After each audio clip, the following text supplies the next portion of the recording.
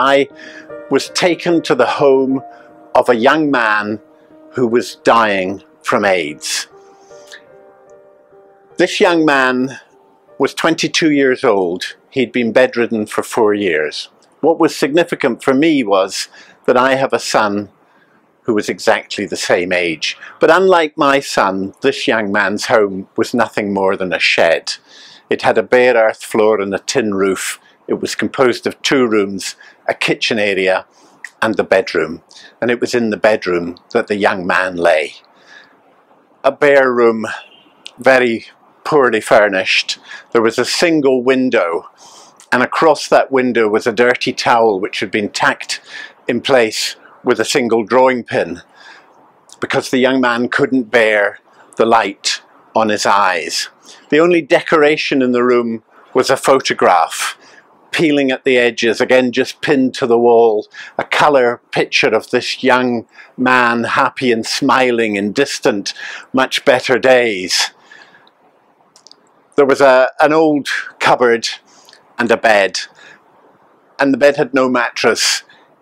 The young man was just lying in sodden sheets, writhing in agony upon that bed. And in the room with him were the boy's father and the ActionAid worker and me. And for the first time in my life, I couldn't think of anything useful that I could say in that room that would have had any meaning at all to those people in that terrible situation. And for a moment, I was lost for words. The ActionAid worker turned to me and she said, "Would you like to take a photograph?"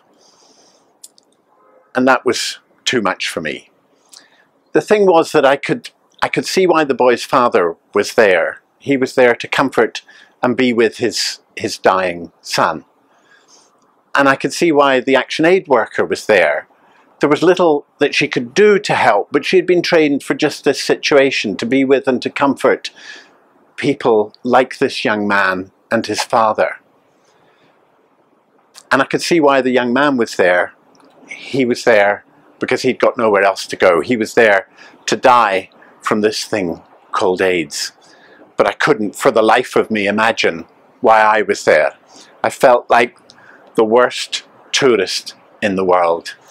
And so, to my eternal shame, I turned on my heels. And without a word of comfort for those people in that room, I left. And it took me a long, long time to come to terms with what had happened in that room. I came back to England.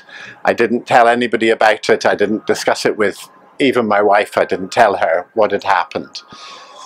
But after a while, as I was thinking and replaying it in my mind, I realized that I was there for a very particular reason. I was there because those people wanted me to be there. And they wanted me to be there because I could never, in my wildest dreams, have imagined what it would be like unless I had been there to see it for myself. They wanted me to see what it is like to die from AIDS in Africa today. And they wanted me to see that so that I would go back and I would talk to my colleagues and my supporters, my donors and my friends, and I would say to them, this is what's happening in Africa now, and we must do something to help. We must do something to stop that.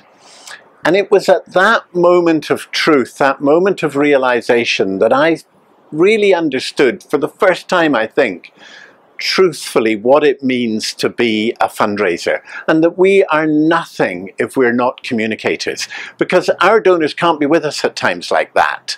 And so it's our job to take them there in words and pictures, to take them to where the need is, to where the action is, even into that hellish room. We have to show them why their help is needed, what that help can achieve, what a difference they can make. And we have to encourage them to make that difference. And I believe fundamentally that that is what it means to be a fundraiser. Thank you for listening to me.